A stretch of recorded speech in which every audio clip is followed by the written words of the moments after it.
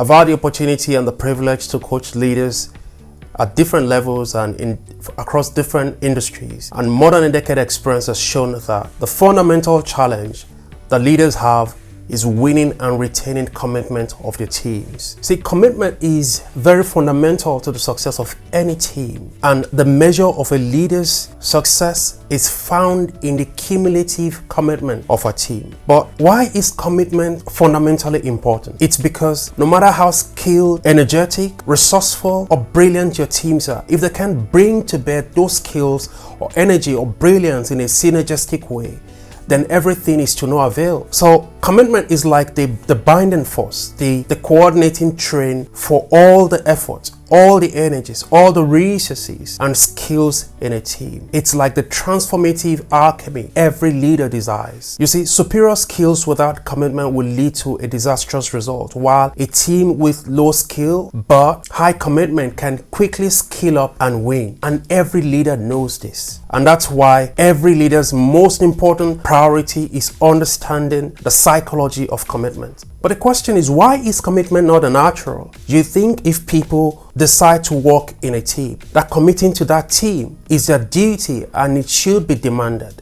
And when leaders have a mindset like this, that because the individual voluntarily opt into the team, or they are being paid for their job in the team, that commitment should then be demanded, then the leader becomes entitled. They demand commitment instead of trying to earn it. And it doesn't allow the leader to be introspective in a manner that gets him creative about the problem. So it sort of focuses the leader in the wrong direction.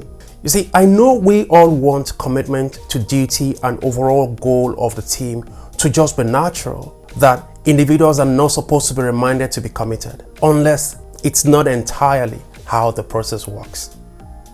Because commitment is not natural and can be forced. When leaders demand commitment, when they are forceful about it, what they are buying from such engagement is frustration, because they will have to be using their own energy to sustain this commitment. And once they turn their back, out of the window goes the commitment. And the end result all the time is frustration, and the personnel turnover rate of such team will be high. It is why leaders need to understand the psychology of commitment.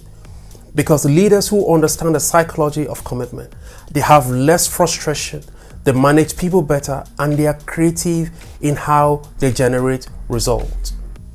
You see, every time I get called in to coach a team out of its dysfunction, and commitment issues happen to be at the center of the ongoing crisis, something stands out mostly, and it's lack of trust.